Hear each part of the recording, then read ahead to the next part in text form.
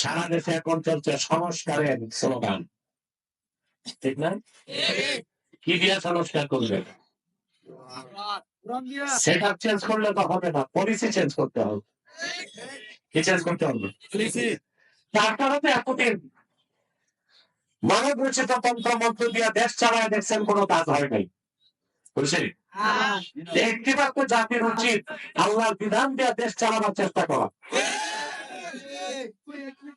মানব রচিত আইন মানুষকে সাময়িক সুখ শান্তি দিতে পারে, স্থায়ী সাস্টেইনেবল ডেভেলপমেন্ট এবং সাস্টেইনেবল পিস, স্থায়ী সুখ ও শান্তি একমাত্র আল্লাহর শরীয়তের বিধান দিতে পারে।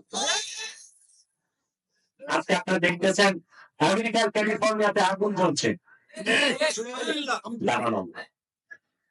এখন সমস্যা দুইটা হচ্ছে, একদিকে দাদা মানে ঘর বাড়ি করতেছে, আরেকদিকে সেই সুযোগে আমেরিকার চোর চোরটারা ডাকাতি করতেছে। তাই কি করছে?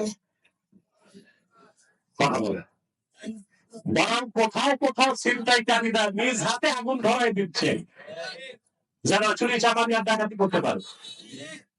অতএব এই যে আল্লাহর হুকুম যে আহকামে শারঈয়্যা, এটাও হচ্ছে জিকির। এটাও কি কার জিকির?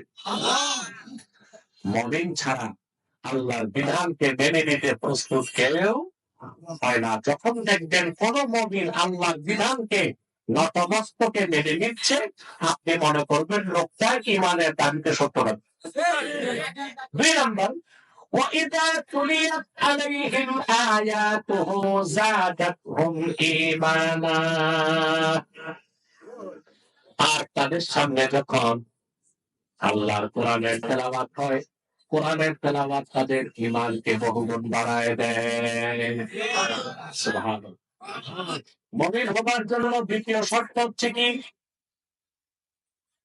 যখন আল্লাহর কোরআনের তেলাওয়াত হবে, ঈমান কি হবে? বেড়ে যাবে। আর যদি কোরআনের তেলাওয়াত শুনলে ভিতরে আগুন জ্বলে, তো বুঝতে হবে এটা মুনাফিক। এটা কি? মুনাফিক। আর কোরআনের তেলাওয়াত হলে যদি দেখা যায় ঈমান বাড়ে, তো বুঝতে হবে লোকটা ঈমানদার। লোকটা কি? ঈমানদার। وعلى ربهم يتوكلون, আর খাঁটি মুমিনগণ সর্বাবস্থায় তাদের মালিক আল্লাহর উপর ভরসা রাখে। তাওয়াক্কুল ছাড়া, আল্লাহর উপর পূর্ণ মাত্রায় ভরসা করা ছাড়া খাঁটি মুমিন হওয়া যায়।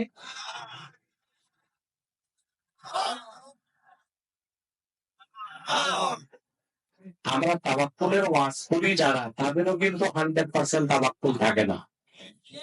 থাকে।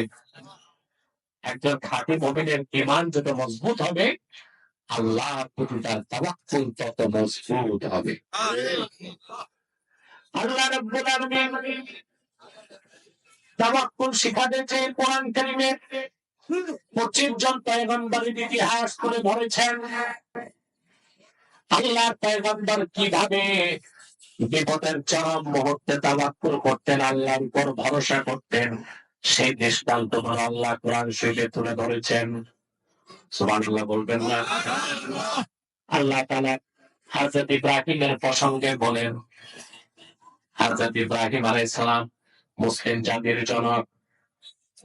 সন্দেহ আছে নাকি? বাংলাদেশে এখন বিপ্লব চলতেছে, কথা বলেন। কিন্তু আপনারা জানেন না পৃথিবীতে প্রথম বিপ্লবের ডাক কে দিছে? এই পৃথিবীর ইতিহাসে প্রথম বিপ্লবী মহাপুরুষ হযরত ইব্রাহিম খলিলুল্লাহ।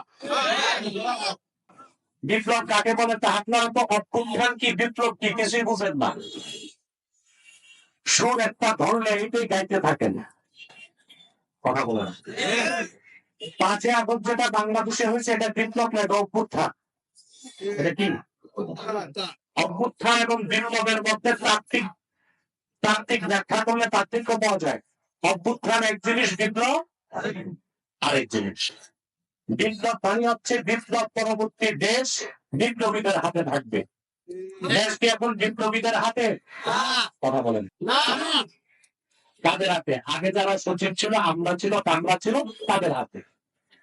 বিপ্লব মানে হচ্ছে বিপ্লব পরবর্তী দেশে ডিপ স্টেট, রাষ্ট্রের গভীরে যারা থাকে পুরা সেট আপ চেঞ্জ করতে হবে। চেঞ্জ হয়েছে আগের থেকে আছে। এটা কিভাবে বিপ্লব? এটাকে আমি অভ্যুত্থান বলতে পারি। কি বলতে পারি? অভ্যুত্থান বলতে পারি। বিপ্লব কি? বিপ্লবের সংজ্ঞা হচ্ছে স্রোতের প্রতিকূলে সত্যের ঝান্ডা হাতে অবিচল দাঁড়িয়ে যাবার নাম বিপ্লব। আবার বলছি, স্রোতের প্রতিকূলে সত্যের ঝান্ডা নিয়ে অবিচল দাঁড়িয়ে যাবার নাম বিপ্লব। সেই পৃথিবীর ইতিহাসে তখন বিপ্লব করেছেন ইব্রাহিম আলাইহিস সালাম। ওনার বাড়ি ছিল ইরাকের বাগেন। বাগেনকে ইতিহাসে এখন দেখা হয় ব্যাবিলন। কি বলা হয়? এটা ইরাকে। কোথায়? ইরাকে। তিনি যে পরিবেশে বড় হলেন, তিনি দেখেন সব হচ্ছে মূর্তি পূজারী, প্রকৃতি পূজারী, ন্যাচারালিস্ট, ন্যাচারালিস্ট, বস্তুবাদী, মূর্তি পূজারী, প্রকৃতি পূজারী, প্রকৃতি পূজারী। আল্লাহর তৌহিদের বিশ্বাস কারো নাই, শুধু ছিল ইব্রাহিম আলাইহিস সালাম। শুরু করলেন তিনি দাওয়াত। সুবহানাল্লাহ। স্রোতের অনুকূলে না প্রতিকূলে? প্রথমে তিনি দাওয়াত দিলেন তার আত্মীয় স্বজনকে। বললেন, তোমরা মহান আল্লাহর ইবাদত বাদ দিয়া এই হাতে তৈরি করা যেগুলোকে খোদা বলো, এই সব তো বেহুদা। ওরা মানতে চাইল না। উনি যুক্তি দিলেন, প্রমাণ দিলেন, সব কিছুর পর মানতে চায় না। এবার তিনি শুরু করলেন বিপ্লব। এই কোরআন সাক্ষ্য দেয়। সূরা আম্বিয়া। সুবহানাল্লাহ বলতে। হযরত ইব্রাহিম বললেন, তাল্লাহি লাআকিদান্না আসনামাকুম বা'দা আন তুওয়াল্লু মুদবিরিন। আল্লাহর কসম, আমার দাওয়াতকে তোমরা গ্রহণ করো না, তোমরা এখান থেকে পশ্চাৎপদ হলেই আমি তোমাদের এই হাতে বানানো মূর্তিগুলোর ব্যাপারে চূড়ান্ত সিদ্ধান্ত নেব। ওরা সব চলে গেল। তিনি একটা শক্ত কুঠার হাতে নিলেন, তারপর শুরু করলেন মূর্তিগুলো ভাঙ্গা। সবগুলো মূর্তির নাক নকশা ভেঙ্গে আল্লাহ কোরআনে বলেছেন, ফাজআলাহুম জুজাদান ইল্লা কাবীরান লাহুম লাআল্লাহুম ইলাইহি ইয়ারজিউন। সবগুলো মূর্তির নাক নকশা মানচিত্র পাল্টায়া বড় মূর্তির মাথায় কুড়াল টাকে দিতেছে। এর নাম কি? জয় বলতে হবে, এর নাম কি? বিপ্লব। ওরা সব আসছে সকালবেলা, এসে দেখে ওদের কল্পিত খোদাগুলোর অবস্থা দেখায় না। একদম দাঁড়ায় নেই। তারা বললে, এই কাজটা কে করছে? পৃথিবীতে যারা বিপ্লব করে তারা গোপন থাকতে পারে না। লোকেরা বলল, আমাদের এলাকায় একজন যুবক আছে, ইউকালু লাহু ইব্রাহিম, লোকেরা তারে ইব্রাহিম বলে ডাকে। এইরকম কাজ সে ছাড়া কেউ করতে পারে নাই। হযরত ইব্রাহিম পৃথিবীতে প্রথম বিপ্লব করে দেখাই দিয়েছেন। সুবহানাল্লাহ বলবেন না? আমরা ইসলামের পক্ষে বিপ্লবের জন্য প্রস্তুত আছি। সমস্যা এক জায়গায়, ইসলামের পক্ষে বিপ্লবের কথা বললেই পশ্চিমাদের মতো পুষ্ট দালালরা বাংলাদেশে বলে এটা এক্সট্রিমিজম, বলে দে আর এক্সট্রিমিস্ট, এরা চরমপন্থী। মানে ইসলামের সাথে গরম হইলেই চরমপন্থা। তো 5ই আগস্ট কি হয়েছে? এটা কি শীতের পন্থা ছিল না চরমপন্থা? কথা বলেন। আপনারা যতদিন শীতের পন্থায় চলছেন 15 বছর শুধু মাইক খাইছেন। কথা বলেন। ছাত্র জনতা যখন চরমপন্থা গ্রহণ করলো, ঢাকা ঘেরাও করছে। কথা বলেন। লড়াই হয় নাই? একদিকে বুলেট বোমা ট্যাঙ্কারা, আরেকদিকে ছাত্র জনতা জুতা স্যান্ডেল ইট ডাকতেন। পন্থাটা চরমপন্থা ছিল কিনা? ওইটা সারাম লাগে। আরে কও না।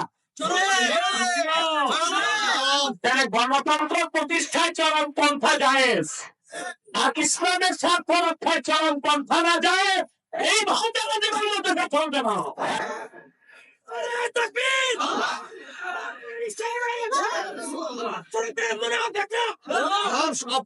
আমার ভাইরা, ইব্রাহিম আলাইহিস সালাম আমাদের শিক্ষা দিয়েছেন চরমপন্থা ছাড়া বিপ্লব কখনো হয় না।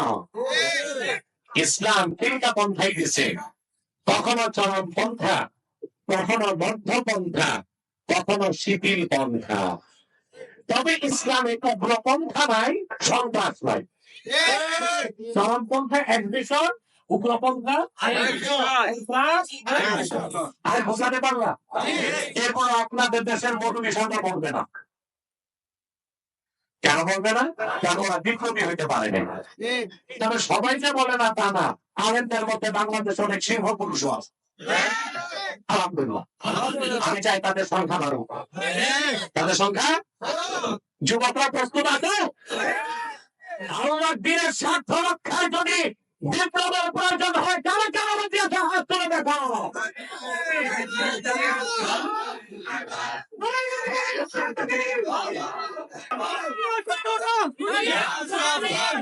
আমার প্রিয় ভাই ও বন্ধুগণ, আমি বসেছি প্রায় 50 মিনিট চলে যাচ্ছে, আর কিছু সময় কষ্ট করবা। এবার আমরা আজকে মোনাজাত করে গুনাহ মাফ করে বাড়ি যাবো, কারা কারা হাত তুলে দেখাও। আল্লাহ কবুল করুন। আমার যে ভাইরা দাঁড়িয়ে আছেন, আমি জানি না আপনারা কারা কারা খান বাহাদুর আসানুল্লাহ নাতিপুতি আল্লাহর হস্তে নিচে আছেন।